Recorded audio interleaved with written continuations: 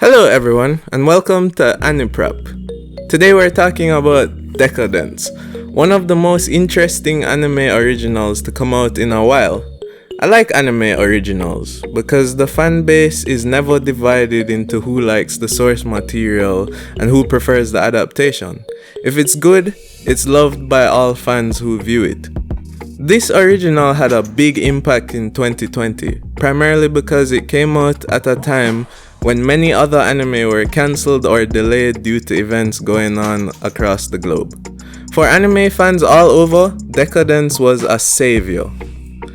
The first episode of this anime gives off serious Promised Neverland vibes, with a plot concept that isn't new or unique, but the fact that they show it in the very first episode displays that the writers understand that. This is a spoiler-free video, so I'll try my best to talk about it without giving too much away, but I still recommend you go watch the anime before watching this video. Now, before I even talk about the content of Deca-dence, I feel it's important to discuss its creation. Deca-dence is the third major release from the relatively new studio Nut, with their first release back in 2017 being the Youjo Senki adaptation, one of my favorite shows to come out that year. This adaptation was well received and allowed director Yuzuru Tachikawa to bring forward the original work of Deca-dence. The origin of this studio and this work goes back a bit further, however. The idea for Deca-dence was actually first proposed in 2016, before the eventual studio's formation. At the time, Tachikawa was gaining immense popularity with his work on Mob Psycho 100, and would have been unable to shift gears to this original work while having those duties. Beyond its director, however, Deca-dence owes a lot of its other creators, such as the artistic talent, to the 2012 Young Animator project, which saw Studio Madhouse successfully release the highly acclaimed Death Billiards. Death Billiards was later expanded to Death Parade in 2015. Both shows were very successful and thrust Tachikawa into the eventual position we see him in today.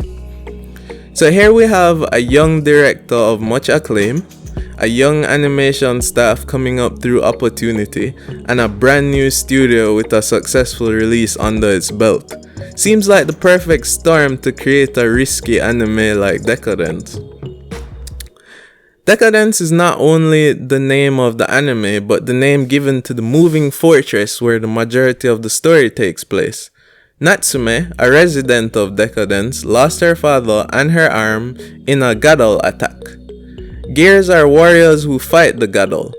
Natsume wants to join the fight too, but because of her arm, she's unable to do so. After graduation from the school, she's instead assigned to the Deca-dence maintenance team, where she meets Kaburagi, a strange man with many secrets who eventually teaches her how to fight in her own way. That's it, that's the basic plot, but there are many twists in the narrative.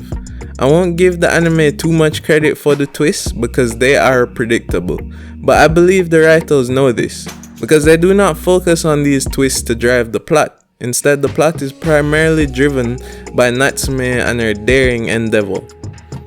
The animation for this is top tier, however the CG is pretty poor. Anime just still isn't getting this right. It's rare to see good looking CGI in anime. Finding it hard right now to come up with any good examples. Tell me any anime with good CGI composite animation in the comments below. The music has also been bashed universally in other reviews I've read. I did not find the music to be poor, but it's also true that I can't remember any of the tracks from the soundtrack after watching the entire series. So it's definitely not on the level of some of the more legendary anime like Made in Abyss in the sound design department. This anime is one of those that are greater than the sum of its parts. I've not had this much fun watching an anime in a long time. It has been described as a mashup of many shows such as Attack on Titan and Mortal Engines, but I contend that it's a perfect blend of these shows. Yes, it doesn't really do anything original, but it executes everything extremely well. It has action sequences comparable to Attack on Titan and a narrative that could be held in similar regard to The Matrix, but it shows the mix with great comedy and extremely likable characters. Natsume isn't just best girl, but best character of 2020 in anime for me. Above all else, this anime just makes you feel good while watching it, which is what we needed at this time.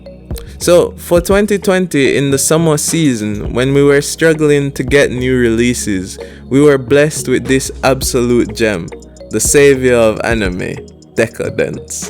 Thanks for watching today. Please like and subscribe. Animprop releases a new video every week, so see you next week. 訓練してるの？最近ガドルが攻めてこないし、今のうちと思って。そういえばオキさん減ってるね。